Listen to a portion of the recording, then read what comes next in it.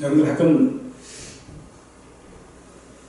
뭐뭐에게 좀 잘해라 뭐 이런 말을 좀 듣는지 모르겠습니다. 누구누구에게 좀 잘해라. 네 아버지한테 좀 잘해라. 아니면 네 남편에게 좀 잘해라. 네 아내에게 좀 잘해라. 이런 말들은 상황과 또 그 상대에 따라서 다르긴 하겠지만은 어떻게 하는 게 잘하는 것일까요? 그런 믿음으로 본다면 우리의 믿음은, 우리가 생활하는 이 믿음 생활은 잘하고 있다라고 생각하십니까? 어떻게 해야 우리가 이 믿음 생활을 잘할 수 있다라고 우리가 확인해 볼 수 있을까요? 보통은 잘한다라고 하는 이 말은 복받은 것을 확인하고 싶어 하기 때문에 그런 말을 합니다. 하지만 우리가 신앙생활을 해오면서 내가 정말로 신앙생활을 바로 했나 안 했나 이것들을 생각해보면 그 이면에는 내가 복을 받지 못했다라는 생각을 떨치지 못하는 것에서부터 오는 생각이라는 거예요. 내가 좀 복을 받았다라고 그러면 내가 그동안 믿음 생활을 잘했구나 하고 할 텐데 아무리 생각해도 내가 복 받은 게 없는 것 같거든요. 그러면 내가 믿음 생활을 제대로 하지 못해서 복을 못 받은 거다 라고 생각할 때가 있습니다. 하지만 성경에서 말하는 복과 우리가 생각하는 복이 과연 일치하는가? 성경은 그렇지 않다라고 말합니다. 성경이 말하는 복은 세상에서 말하는 것과 구별되어지는 그 안에 참 기쁨이 있는 것입니다. 따라서 성도로서, 자녀로서 우리의 삶은 하나님을 아버지로 예배하는 기쁨이 우리에게 있어야 하는 것이죠. 그런데 하나님이 우리 아버지이심은 우리가 분명해요. 그래서 우리가 그 아버지께 예배해야 되는데 왜 우리에게는 기쁨이 없을까?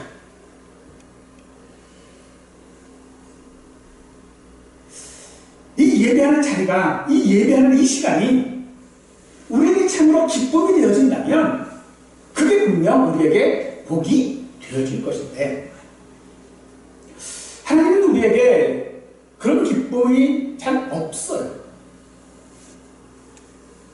그것은 우리에게 무엇인가 부족한 게 있다라는 거죠.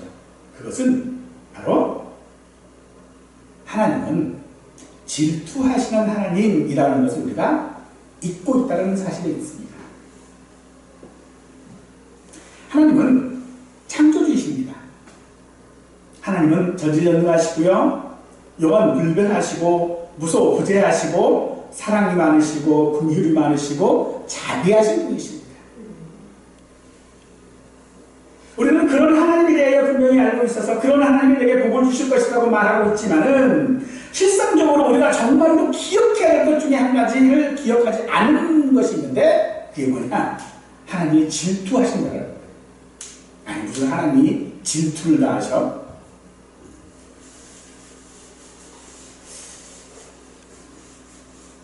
하나님이 질투하신대요. 이 말을 조금 더 강하게 얘기하면 이런 말을 해요. 하나님은 진노하신다는 거예요. 그래서 우리에게 기쁨이 없어요. 진노하시는 하나님 앞에 우리가 서 있으니, 질투하시는 하나님 앞에 우리가 서 있으니 그 앞에 내가 즐거울 수가 없는 거죠. 기쁠 수가 없는 거예요. 그러면 어떻게 해야 우리의 예배가 기쁠 수 있을까? 어떻게 해야 우리의 예배를 통해서 하나님이 기뻐하실까? 성경은 우리에게 영과 진리로 예배하라고 말씀하고 있지만 솔직히 우리는 영과 진리로 예배하는 것을 잘 모릅니다. 그러면 하나님께 우리가 예배할 때에 어떻게 예배해야 될까요? 그 나를 향하여 질투하시고 진노하시는 그 하나님 앞에, 또 전지하시고 전능하신 그 하나님 앞에 내가 두려워 떨면서 경직된 자세로 예배를 해야 될까? 아니면은 뭐 절대로 휴대폰이나 뭐 이런 것들 쳐다도 안 보고 딱 바른 자세로 앉아가지고 예배해야 하는 것인가? 아니면 그것도 아니라면 그냥 뭐 철부지처럼 그냥 해맑게 그냥 자유롭게 예배해야 할 것인가? 이런저런 생각들을 해보아도 지금까지 우리가 드린 이 예배들을 생각을 해보면 하나님이 기뻐하신 예배는 없었던 것 같아요.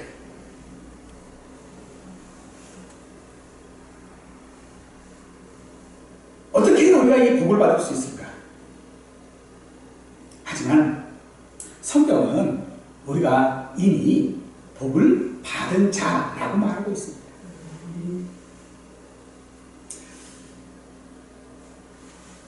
민수기에서 보니까 발람이라고 하는 선지자에게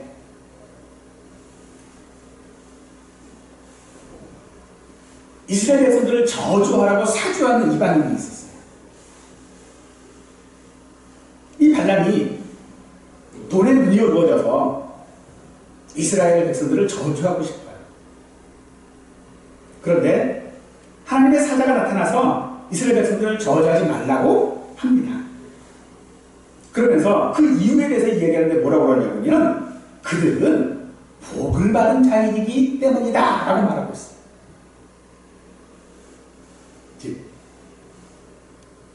왜 그들이 복을 받은 자인가? 라고 하니까 그 백성이 가나안 땅에서 하나님을 예배해야 하기 때문이다 라고 말하고 있는 것입니다.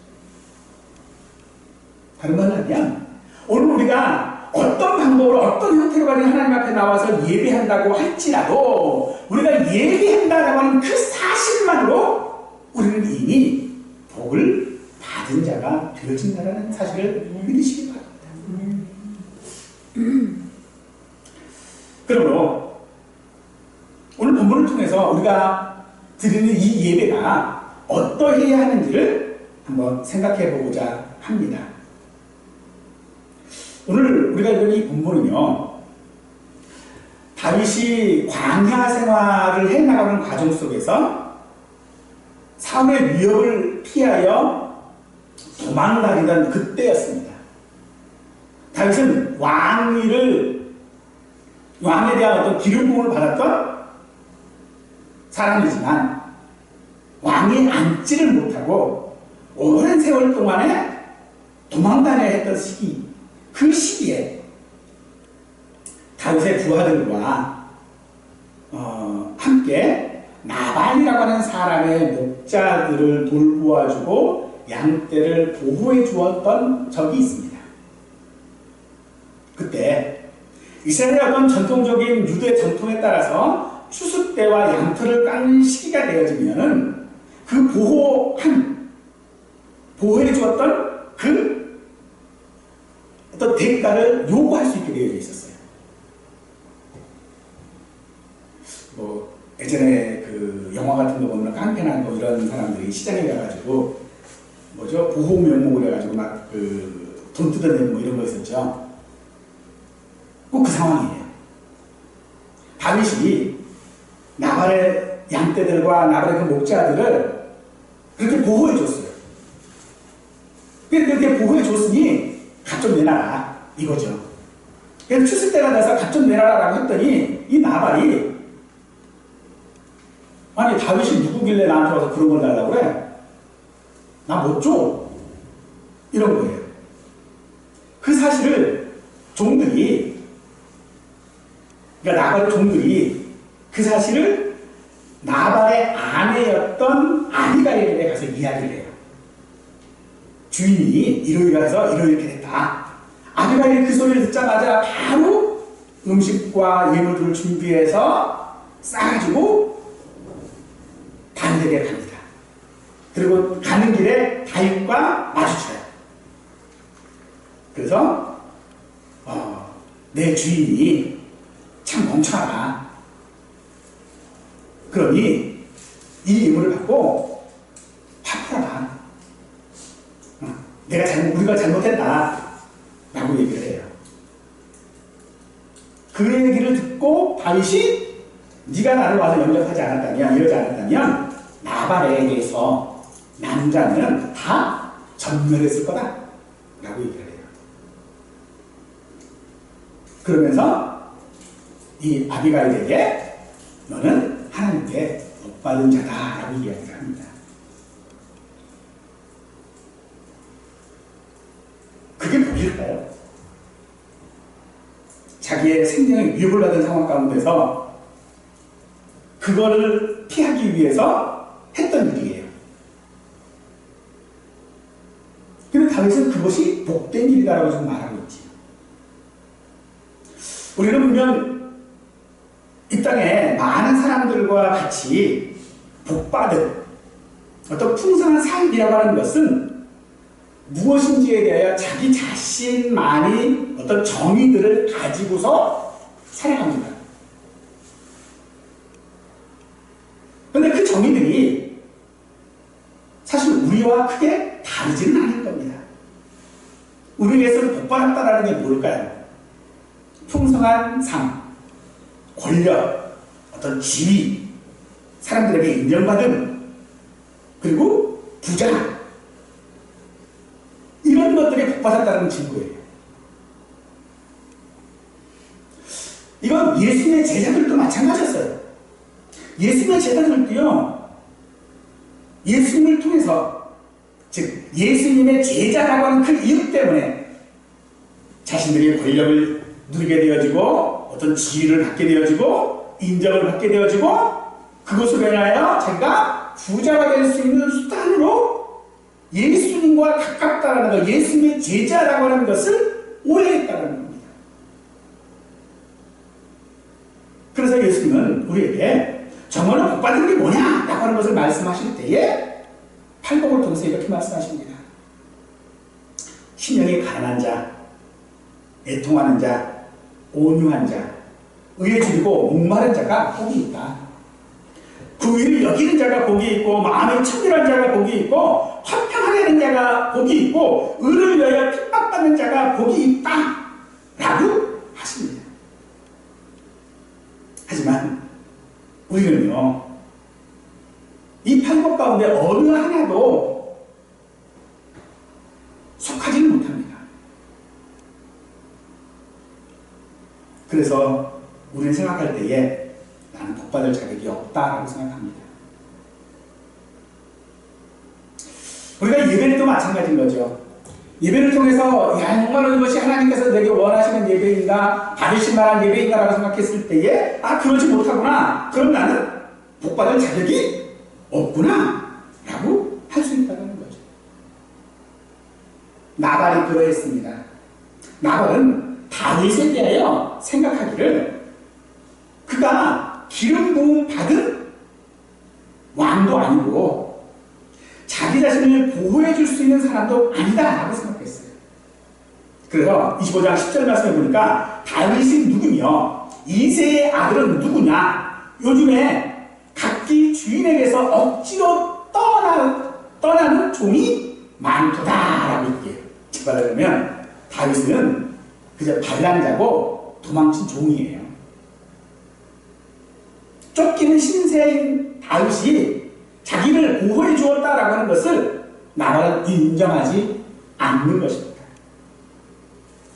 따라서 자신에게 아무런 권리를 주장할 수 없고 그저 다윗은 타인일 뿐이라는 거예요. 자기와는 상관없는 사람이라는 겁니다. 반면에 아비가일은 다윗 앞에 나갔죠. 이것은 그 다윗의 분노를 단순히 가라앉히고 피 흘림을 막기 위한 것이 아닙니다. 다윗이 누구인지를 인정해 주는 거예요.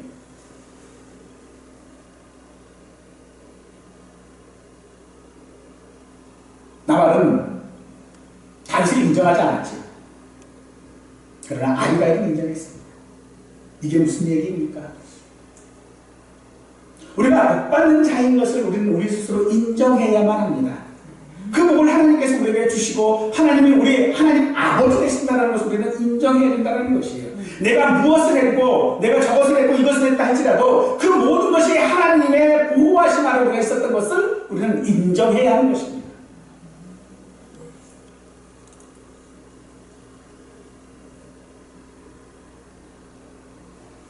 우리는 하나님에 대하여 우리만 어떤 생각들을 가지고 있지요. 사물이나 어떤 개념에 있어서도 우리들은 어떤 이미지들을 가지고 있습니다. 그런 이미지들, 그런 생각들이 같으면 서로 소통을 하는데 굉장히 편리하고 유익해요. 무엇을 하는데 굉장히 편리할 수 있어요. 하지만 하나님에 대하여 우리가 가지는 각각의 생각들, 각각의 이미지들은 사실 우리가 예배하는 데에 크게 도움이 되지 못합니다. 왜냐하면 이 사람한테는 이런 게 하나님이고 저 사람한테는 저래야 하나님이거든요. 병든 자는 자기 병을 낫게 해줘야 하나님인 거고 가난한 자는 자기를 부자로 만들어줘야 하나님인 거고 이런 생각들이 있다는 거죠. 그런데 하나님은 우리에게 뭐라고 말씀하시냐면 그런 생각 자체가 곧 우상 숭배라고 말한다는 것입니다. 여러분 십계명의 제2계명을 아십니까? 십계명의 제2계명은 이거예요. 너를 위하여 새긴 우상을 만들지 말고 또 위로 하늘에 있는 것이나 아래로 땅에 있는 것이나 땅 아래 물속에 있는 것에 그 어떤 형상도 만들지 말며 이것들에게 절하지 말며 그것들을 섬기지 말라. 나 내 하나님 여호와는 질투하는 하나님이신즉 나를 미워하는 자의 죄를 갚되 아버지로부터 아들에게로 3대까지 이르게 하거니와 나를 사랑하고 내 계명을 지키는 자에게는 천대까지 은혜를 베푸느니라 라고 말하고 있습니다. 아주 명백하게 우상을 섬기지 말라라고 하고 있지요. 그런데 단순하게 우상을 섬기지 말라라고 하는 것으로만 한다면 제1계명과 너무나도 다를 게 없어요. 나 외에 다른 신을 두지 말라 라는 그 1계명과 다른 것 없잖아요. 그런데 왜 굳이 제2계명으로 이 말씀을 하고 계시는가 라고 한다면 그것은 그 명령하는 바가 분명히 다르기 때문인데 따라서 여기서 지금 이야기하는 것은 예배의 대상이 오직 하나님이라고 하는 사실은 변함이 없어요. 그런데 눈에 보이도록 표현된 하나님, 자기만의 생각을 가지고 있는 그 하나님으로 예배하지 말라는 겁니다. 즉 이것은 예배 대상에 대한 것이 아니라 방식에 대한 숭배라는 거예요. 어떻게 예배 방식을 가지고 하겠느냐는 거예요. 이스라엘 백성들이 20계명을 받을 당시에 그들의 예배에 대해서는 오직 하나님뿐이었습니다. 다른 사람이, 다른 신이 있는 것이 아니었어요. 그들에게 하나님을 예배하기 위해서 눈에 보이는 형상이나 그림들을 수단으로 해서 하나님을 예배하지 말라는 겁니다.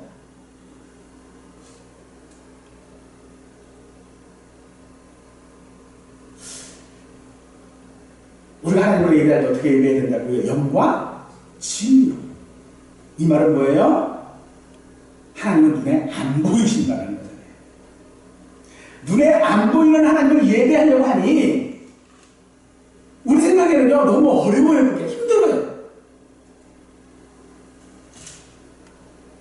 그죠? 눈에 안 보이는 대상하고 여러분들이 대화를 한다고 해보십시다. 어떻게 대화를 해야 될까요? 그래서 그것을 형상화 만들어냈죠.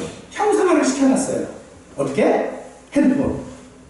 눈에 안 보이지만 그래서 대화할 때 뭐 보고 대화해요? 핸드폰 보고 대화하잖아요.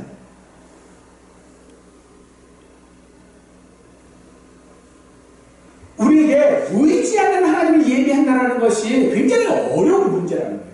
그래서 사람들은 형상을 만들기 시작했어요. 가장 대표적인 형상이 뭘까요? 십자가.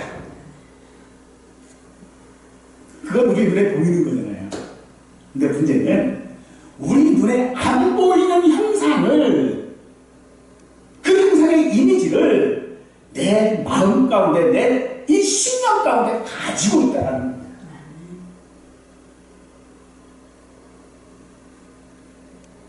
그래서 하나님을 언제나 우리가 생각할 때에 하나님 이렇게 안 해주냐? 이런 하나님이래요. 이런 하나님이래요. 요즘에 시국이 소설화해가지고 나라가 두 쪽으로 나눠져서 지금 싸우고 있어요. 근데 그 중심에 누가 있냐면 기독교가 있더라고요. 근데 그들이 그 안에서 내세우는 게 뭐예요? 이게 하나님의 뜻이라는 거예요. 어느 쪽은 양쪽 다 마찬가지예요. 다 하나님의 뜻이래요. 그럼 진짜 하나님의 뜻은 뭘까요? 그냥 이기는 편, 우리 편일까요? 그럴 수는 없는 거거든요. 그럼 왜 이들이 서로 다른 것을 가지고 주장을 하고 있습니까? 자기 나름대로의 하나님이기 때문이에요. 자기가 생각하는 하나님을 하기 때문에 그런 거예요. 그래서 고린도전서 1장 21절은 우리에게 말씀하기를 우리 지혜로는 하나님을 알 수 없다라고 하시는 것입니다. 그러면서 하나님께서는 뭐라고 말씀하십니까? 나는 질투하는 하나님이다 라고 하시는 거예요.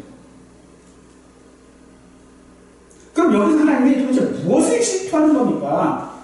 아니 지금 이스라엘 백성들이 금송아지를 만들었어요. 그리고 거기에서 예배했습니다. 기뻐했어요. 그 금송아지가 무엇이었어요? 너희를 애굽에서 인도할 너희 신이다 라고 말하면서 하나님을 뭘로 만들어 놓은 거예요? 형상으로 만들어 놓은 거예요. 그런데 하나님은 그 형상을 질투하신다고 하시는 거예요. 아니 지금 금송아지를 한다고 그러는 것도 아니었고 애굽의 어떤 신을 만들어 놓은 것도 아니었고 하나님이라고 해놓은 건데 그게 뭐가 도대체 문제가 돼서 하나님이 질투하시냐고요. 가능합니다. 우리 눈에 보이는 그 가시적인 상징들은 그 상징들을 바라보면요 그것 이외에 다른 하나님을 볼 수가 없기 때문에 그래요. 그것 외에 하나님은 어떤 분이셨어요? 전지전능하신 분이었지요. 영원 불변하신 분이었잖아요. 무소부지하신 분이었잖아요. 그런데 형상을 만들어 놓고 나면 우리는 그 형상에 얽매이게 되죠. 그래서 그 형상에 집착하게 되어지는 거예요. 그러면 다른 모습의 하나님, 거룩하신 하나님, 의로우신 하나님, 선하신 하나님, 오래 참으시는 하나님에 대해서는 생각할 수가 없게 되는 거예요. 그래서 하나님은 그런 것에 대하여 질투하신다라고 하시는 겁니다.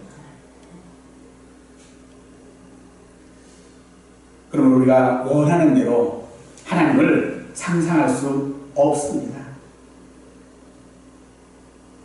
그래서 하나님은 우리에게 말씀하실 때에 눈에 보이는 하나님이 아니라 영과 진리로 예비하라고 우리에게 말씀해주고 있는 것이죠. 그러므로 아비가일을 향해 다윗이 내게 복이 있을지로다 라고 했던 것은 단순하게 그저 감사의 표현이나 특별한 은혜가 있기를 바라는 그런 말이 아니었던 것입니다. 아비가일은 하나님의 뜻을 깨닫고 하나님의 선민을 인정함으로써 다윗을 단순한 어떤 도망자가 아니라 하나님께서 기름 부으신 자로 지금 인정하고 있다는 것입니다. 사람들이 만든 어떤 질서들을 따르지 아니하고 하나님의 축복을 따라서 순종하는 태도를 보였던 것입니다. 반면에 나발은요 하나님을 인정하지 않고 자기 재산과 지위를 자기 신처럼 여기고 다윗을 지금 무시하고 자신이 쌓은 부와 힘을 신뢰하고 있었던 것입니다. 사랑하는 여러분, 우리가 하나님께 예배하는 것은요, 내가 잘하는 무엇으로 예배하는 것이 아닙니다. 우리는 하나님 앞에 그렇게 예배하고 싶어 해요. 내가 잘하는 것 가지고 하나님께 예배하고 싶어요.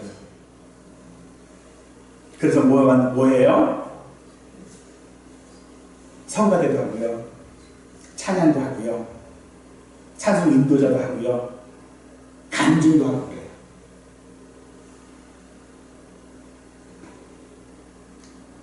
그게 무엇입니까? 내가 원하는 방식으로 하나님을 지금 예배하는 거예요. 그런데 하나님 그것을 우상숭배라고 말씀하고 있다는 겁니다.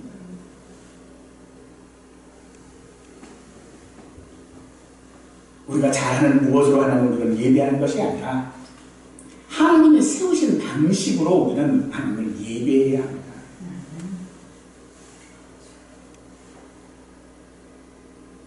그렇지 않으면 내가 원하는 방식으로 하나님 앞에 우리가 예배하면 하나님은 그거를 질투하십니다.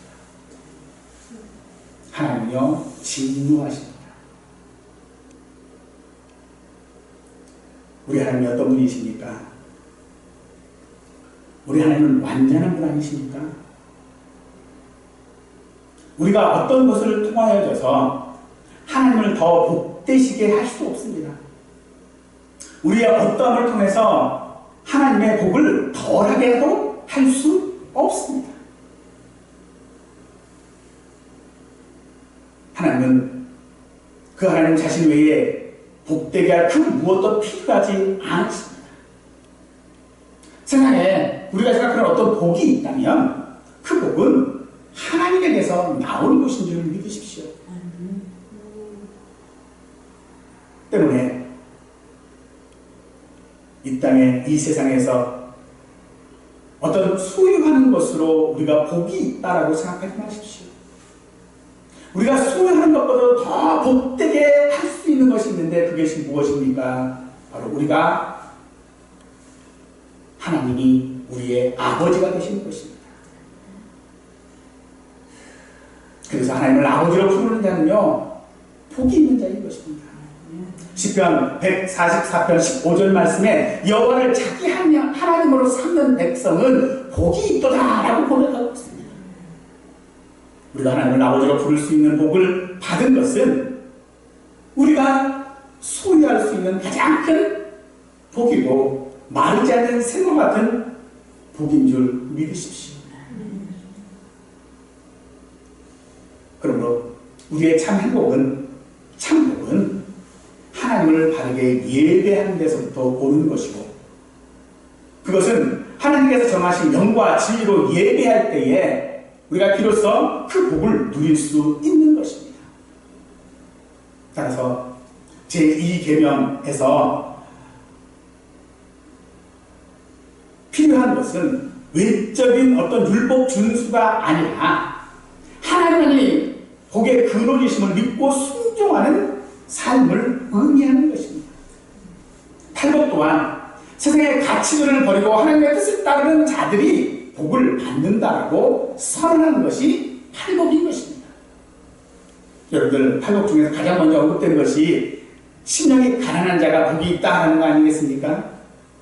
근데 이게 무슨 뜻입니까? 복을 받으려면 심령이 가난해져야 한다라고 하는 것이 아니라 하나님 앞에 복이 있는 자는 바로 심령이 가난한 자라고 하는 것이지.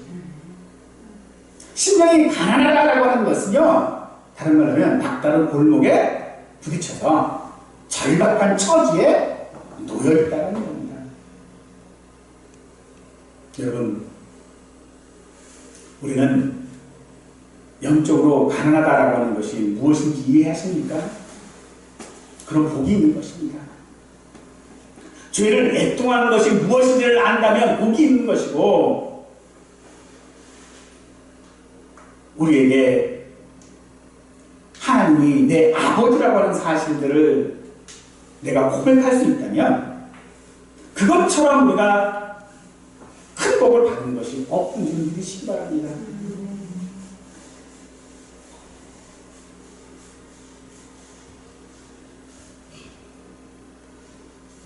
우리가 그 복을, 그 받은 복을 온전히 인정하지 못하고 순종하지 못하면 하나님은 우리에게 질투하십니다.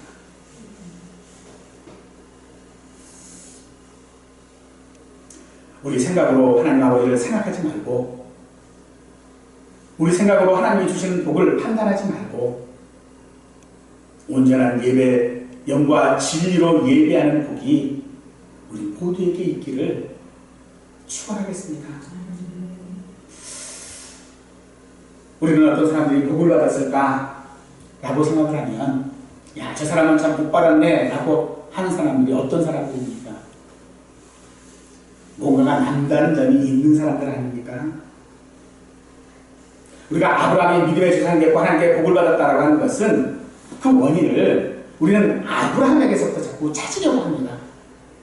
그래서 아브라함이 무언가 그 남다른 점이 있었기 때문에 그가 가나안 땅에 들어간 것 아닌가, 그가 믿음의 조상이 된 것 아닌가라고 우리는 생각해 볼 수 있을 것입니다. 다윗에게 뭔가 남다른 것이 있으니 하나님께서 그에게 복을 주신 것 아닌가. 아비가일이 복을 받은 것은 그에게 뭔가가 남다른 것이 있었기 때문에 그런 것 아닌가라고 우리는 생각할 것입니다. 하지만 성경은요, 아브라함이 가나안 땅에 들어간 사실에 대하여 뭐라고 말하고 있냐면 마침내라고 말하고 있습니다. 도대체 마침내라는 것이 무엇일까요? 아브라함이 그의 믿음의 결단을 통해서 고향을 떠나고 어려운 가운데서도 하나님에 대한 믿음을 붙잡고 순종하여서 가나안 땅에 돌아가는 것이 아니라, 이렇게 가르치고 저렇게 가르쳐도 알아먹지 못하는 그 아브라함을 밀고 끌고 해서 마침내 가나안까지 이끌고 오시고야 말았다라는 말이 마침내라는 말입니다.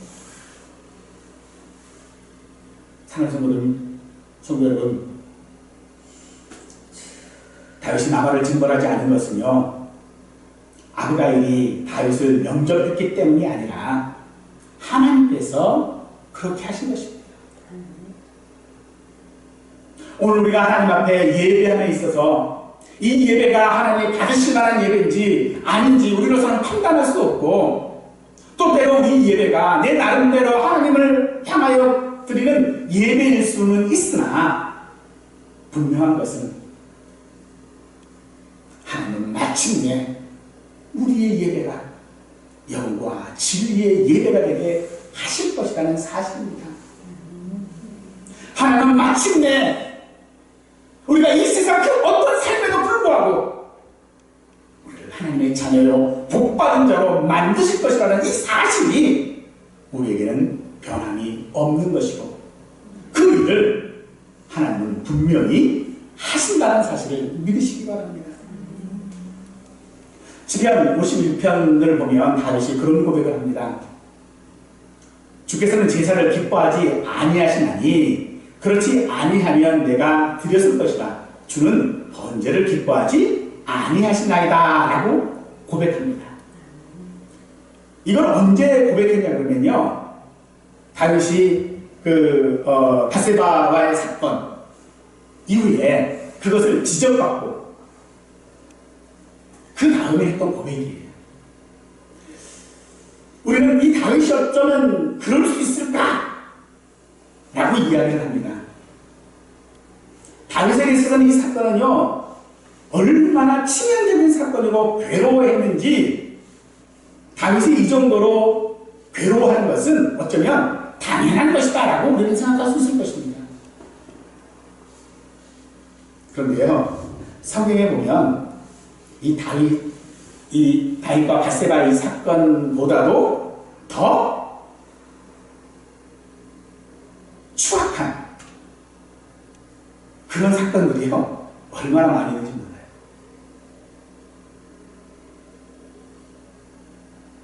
그런데 다윗은 그 사건이 자기를 지금 괴롭게 한다라고 말하고 있는데, 그렇게 말하니 다윗이 뭐라고 하냐, 자기는 제사를 안 드리겠대, 번제를 안 드리겠대, 다른 말 하면 예배 안 드리겠다는 거예요.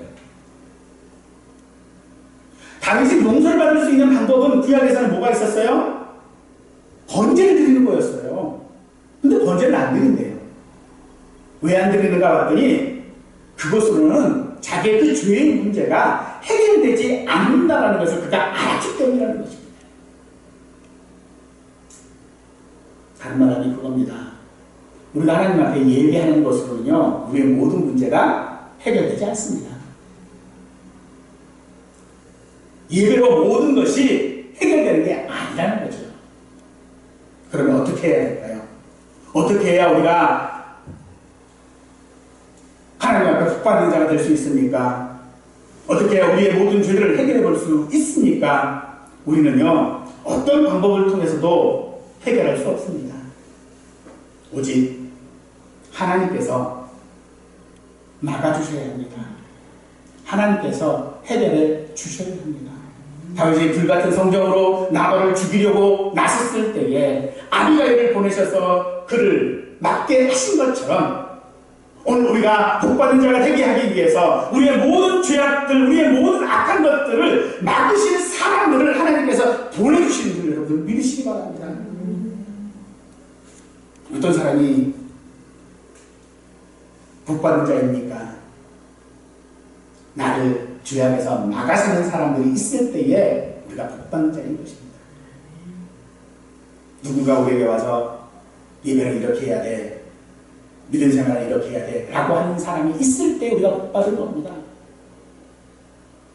누군가가 우리의 잘못들을 지적해주고 하나님의 은혜를 높였을 때에, 그것을 깨닫게 해주는 사람이 내게 있을 때에 우리는 복받은 자인 줄 여러분들 믿으시기 바랍니다. 그러므로 우리가 그렇게 복받은 인생으로 살아갈 수 있는 것은, 우리가 복을 받을 때에 그 복이 내가 무엇을 해서 받는 것이 아니라 하나님께서 우리 아버지가 되신 것, 그것이 우리에게 복이라고 하는 사실들을 여러분 믿으시기 바랍니다.